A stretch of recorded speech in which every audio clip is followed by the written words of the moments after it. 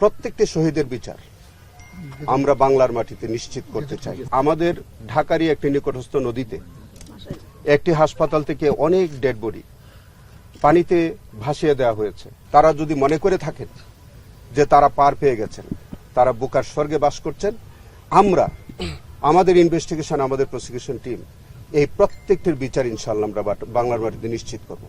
আমাদের আন্তর্জাতিক অপরাধ ট্রাইব্যুনালের প্রসিকিউশন টিম এবং আন্তর্জাতিক অপরাধ ট্রাইব্যুনালের তদন্ত এজেন্সি আমরা যৌথভাবে এই রায়েরবাজার বুদ্ধিজীবী কবরস্থানে আমাদের যে 114 জন শহীদের কবর আছে সেটি আমরা সরজমিনে দেখার জন্য এসেছিলাম।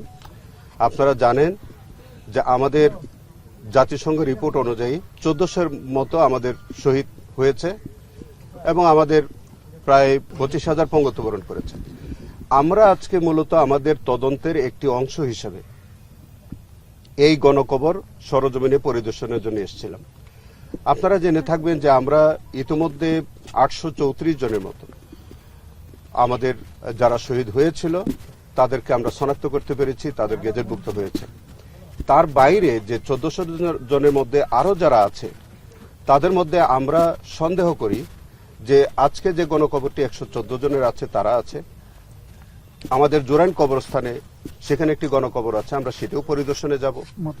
আমাদের মাতোয়াইলে একটি গণকবর আছে, সেটা আমরা পরিদর্শনে যাব। আমাদের নারায়ণগঞ্জে একটি গণকবর আছে, সেটা আমরা পরিদর্শনে যাব। আমাদের একটা মুন্সিগঞ্জে একটা বড় গণকবর আছে, সেটা আমরা পরিদর্শনে যাব।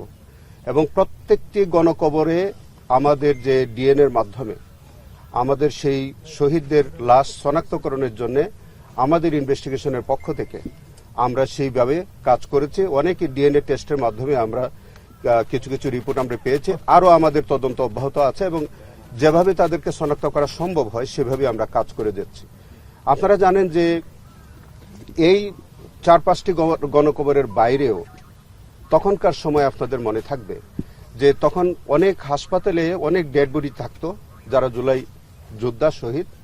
তাদের এই ডেড বডিগুলো তখনকার হাসপাতালগুলো অনেকগুলো হাসপাতাল, সেগুলো আমরা চিহ্নিত করার চেষ্টা করছি। আমরা এখন এই হাসপাতালগুলোর নাম আমরা বলতে চাই না। সেখানে তারা রেজিস্ট্রিতে এন্ট্রি করতেন না এবং বেওয়ারিশ লাশ হিসেবে মানে তারা এইগুলো ডিসপোজাল করতেন। কখনো কখনো ওই পরিবারের সদস্যরা তারা এন্ট্রি ছাড়াই তারা দাফন করতেন। সেখানে সুরাত করতে দেওয়া হতো না, পোস্টমর্টম করতে দেওয়া হতো না, বা ইভেন দেন হাসপাতালগুলো রেজিস্টারে তারা এন্ট্রি পর্যন্ত করতেন না।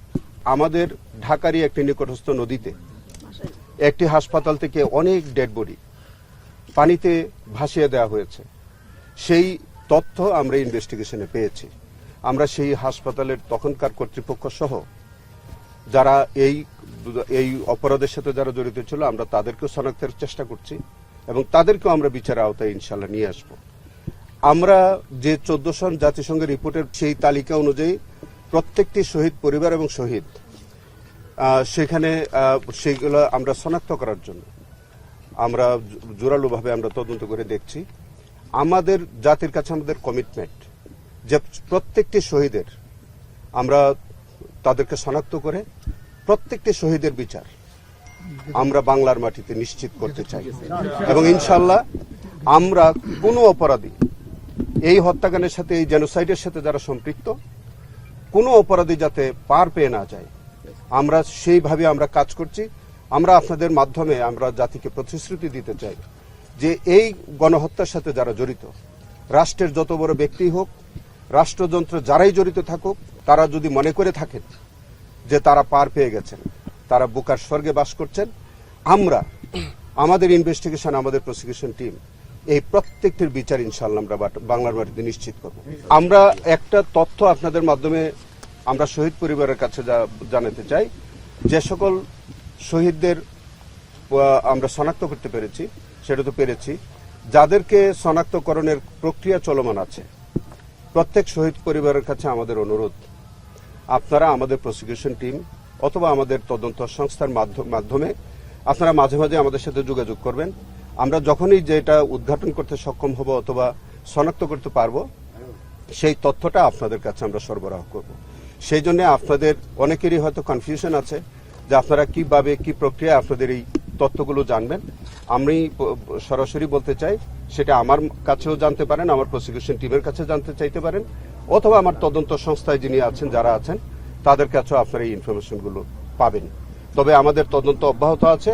আমাদের জন্য আপনাদের সহযোগিতা চাই।